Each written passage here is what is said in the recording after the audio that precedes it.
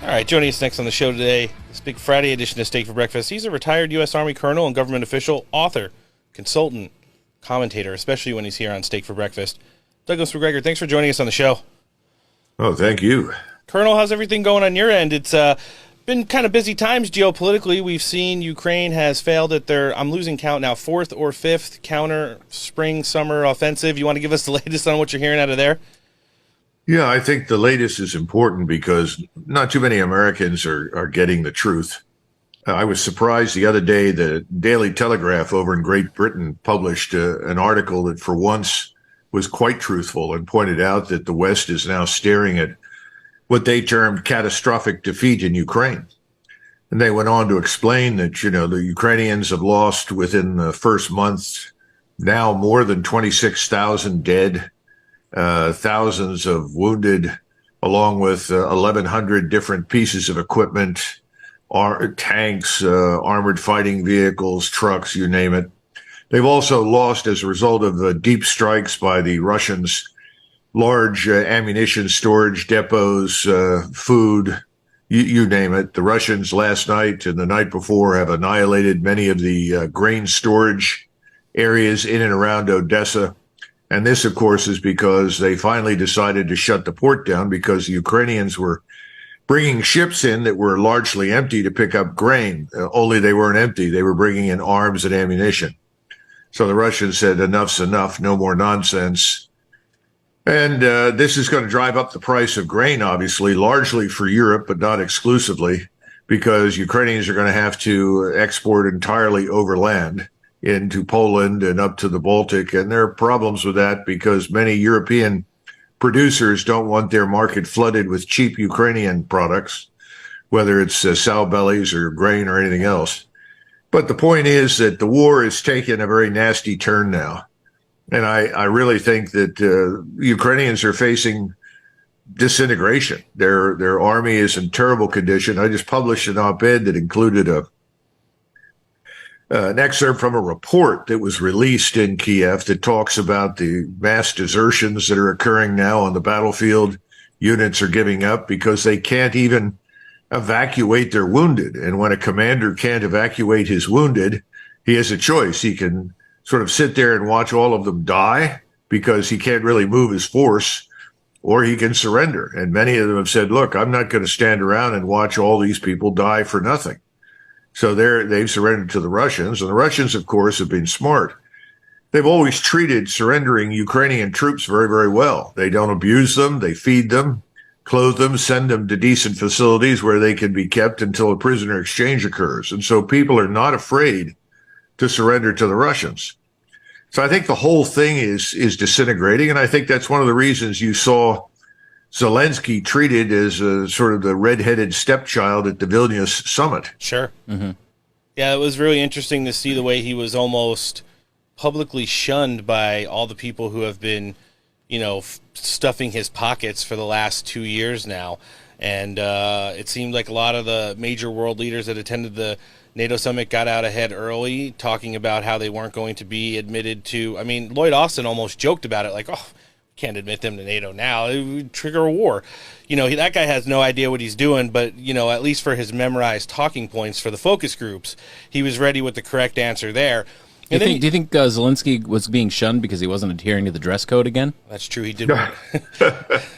Well, he's always in costume, presenting himself as this battlefield commander, which, of course, is a joke. But, the larger problem is this, and this is what Americans don't seem to understand. Hundreds of thousands of people have been killed. Sure. Overwhelmingly Ukrainian soldiers and civilians. We think between 350,000 Ukrainian soldiers are dead.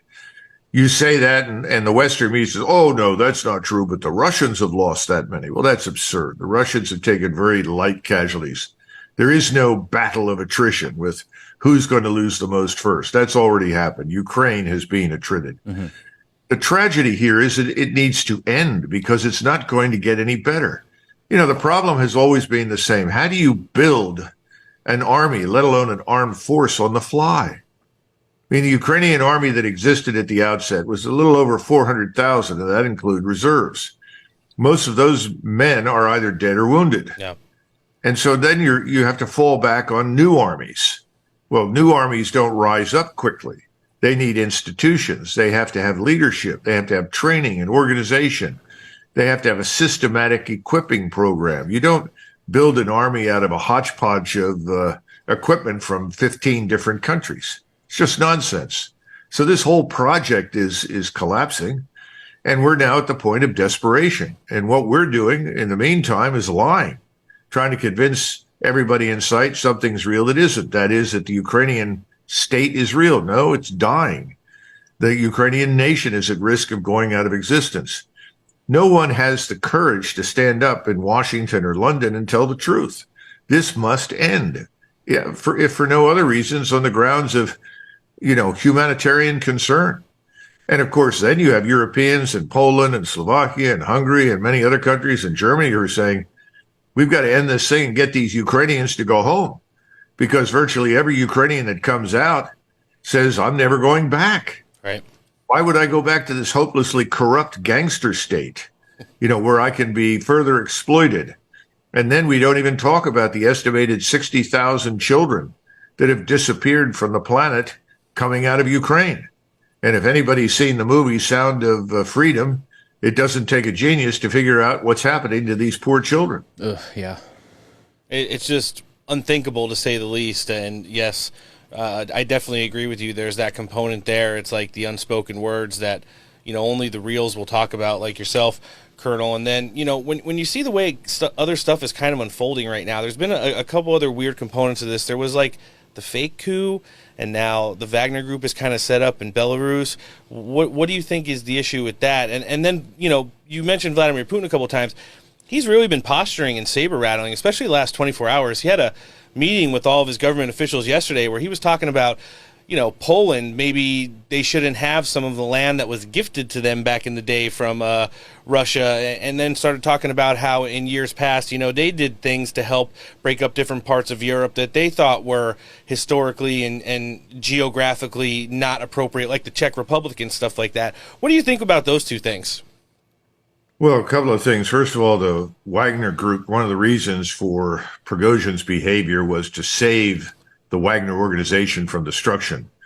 Gerasimov, the chief of staff, and Shoigu, the minister of defense, had been doing everything in their power to effectively liquidate Wagner. They're sick to death of Prigozhin. I don't think they appreciated some of the things that he said publicly, even though many of them were true. So he appealed directly to President Putin and said, don't just liquidate us. We've done a good job. We're Russian patriots. And of course, inside Russia, Prigozhin and his fighters are enormously popular people. I mean, they're seen as Russian heroes who fought and bested, the Ukrainians at every turn, even at the great cost to themselves. So that's one thing. The second thing is that he was trying to get a message to Putin, and that is, look, these damn generals that you've got in charge are wasting time and wasting lives. We need to get this war over with. The Ukrainians are finished. Let's attack and end it. And I think that's what you're seeing now. You talk about meetings and saber rattling. I think the Russians now know that this thing called Ukraine is falling apart. This Zelensky government is a facade. The corruption, the incompetence, the squandering of resources, and worst of all, the squandering of human life in defense of what is really a sick, perverse regime in Kyiv have all caught up, and the Russians are beginning to say, let's get on with this. And at the same time, remember, they've got an offensive underway. Yep. It runs from the Russian border just opposite Belgrade all the way up to Liman and Slovyansk. And now there are a number of different ways that they can go. But there are two things to remember. First of all, they're meeting some tough resistance around Slovyansk, but practically nowhere else. And the Russians are moving very deliberately because, again, they don't want to take unnecessary casualties. And they're happy when the Ukrainians surrender because they're not really interested in killing more Ukrainians. I mean, these are Slavic Orthodox Christians, much like themselves. Why do they want to kill them? This is something that eludes us here in the West. We don't get it. The other thing is that they're not far from Kharkov, which is historically a Russian city. And like Odessa, it's being designated as one of those two major cities that the Russians will retake. So I anticipate that as they move their integrated air defenses forward, which eliminates any air threat and missile threat, and then secondly, as they adjust their strike systems linked to their overhead surveillance so that they can move everything forward and effectively blast out of existence anything that shows up in great numbers. As that happens, you're going to see them move further and further north and west. And eventually, I think you'll see them encircle Kharkov. I'd be surprised if that doesn't happen in August. And when it does, then I think the Russians will sit around Kharkov and wait for the last reserves of the Ukrainian military to attack them. And they'll annihilate them the way they've annihilated them in front of their defenses in southern Ukraine. And again, what do the Russians want? They want Ukraine, whatever remains of it, to be neutral. That's it. That's what they want. They don't want any foreign forces in it. They don't want NATO to have anything to do with it. That's it. If we'll accept that, we're on our way to a resolution of the conflict. And then secondly, they want all foreign forces, especially U.S., that are there, out of Ukraine. They want a suspension of the aid. Now, you do those three things, the Russians will show up within hours. You can have peace talks, and you're going to end up with some sort of arrangement. Many people in the West aren't going to like it because it's going to have to recognize de facto what the Russians hold, they keep. We need to end this war. Colonel, why is it so hard for the entirety of everyone that's involved with the government, the military-industrial complex, geopolitically, and all the offices of the embassies connected to the United States to go out and say the one thing that one man has said pretty much since this conflict started? It didn't need to happen, and it can end immediately, like you've also suggested. That's President Trump, who's kind of running away with the GOP nomination right now. He should be the nominee, unless some existential factors that we can't even fathom come into play here. And likely will be able to take back the White House in 2024. If that happens, do you think Donald Trump's long-standing relationship with Vladimir Putin and how they worked together to kind of keep themselves apart, if you know what I mean, combined with how Donald Trump kind of put his foot down for Zelensky in Ukraine, it seems like the rest of the world is already there with him right now after the last NATO summit, can resolve this relatively quickly? If Donald Trump sends a note to President Putin along the lines of what I just described, yes. But I think Donald Trump has a habit, and look, I'm a Trump supporter. There's nobody else out there. Let's be honest. There's no one else who can lead the nation out of the abyss that it is in at the moment but Donald Trump. Now, I also think very highly of Bobby Kennedy. Robert F. Kennedy Jr. is, God bless him, a real Democrat. He's not a Marxist, anarchist nutcase, which is generally what we have on the left. Right. He's the real thing, which, of course, is why the left hates him. All you have to do is watch how he was treated in front of the House committee within the last couple of days and see how these Democrats attacked him relentlessly. If you look at those two men and you look at the support they command, I would say that, Donald Trump should win the next election. The problem with that is election integrity. Right. And we don't need to spend a lot of time on it, but there's no reason to believe that the next round of elections will be any better or any more honest than what we've experienced in the past. This whole absentee ballot business is an opportunity for fraud. The mail-in ballot nonsense is fraud. I got a call from a friend in Las Vegas. This was on election day in 2020. And he was standing in the lobby of a big fancy hotel in Vegas. And he said, the absentee ballots are all over the lobby. All you have to do is pick one up, fill it out, and shove it into the box. Come on, who are we kidding? That whole thing was a fraud. So if you can deal with that, then I think everything should work out. The problem is I don't know that we're really going to deal with that. That's the first thing. Second thing is, and I love Donald Trump, but he places too much emphasis on personal relationships. Right.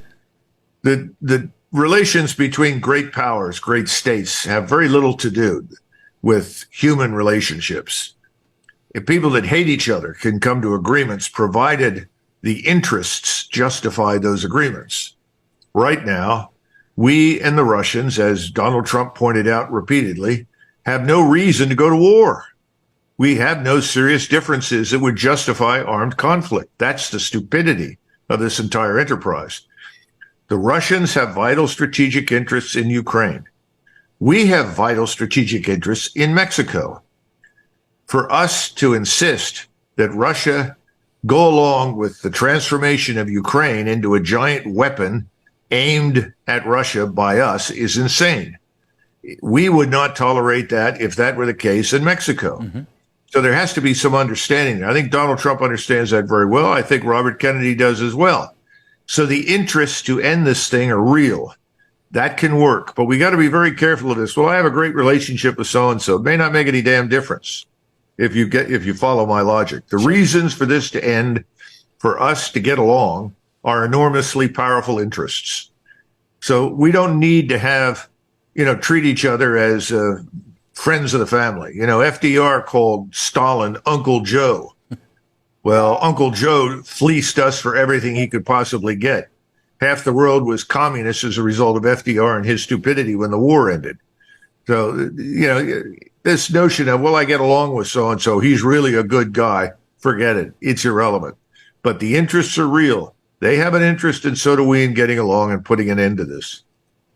See if they could put something together moving forward and, hopefully get this conflict. Like you said, the only thing that's happening right now is millions of lives lost, trillions of dollars wasted. And at the end of the day, it's going to be China that's rebuilding the whole region, and we're all going to be sitting there, holding our cluster munitions in our hands, if you know what I mean. Colonel, this has been awesome. I like that. I'm going to remember that. Holding our cluster munitions in hand sounds like we're holding something else, too. However small and insignificant they may be at the moment in the White House. Oh, that's it. Colonel, we're going to live link your latest op-ed and your website in the show description today. For anyone that's not following you on social media, want to check you out, you got anywhere else we could live link? Oh, no, listen, you guys do a great job. I appreciate it. I mean, YouTube, there are all sorts of various people that are putting up my material. And folks, I think we're going to win this fight. I do. And I believe that next year could be a big turning point and rescue this nation from the ash heap of history. But I'm just trying to point out this election issue. It hasn't gone away and it hasn't been fixed. Mm-hmm.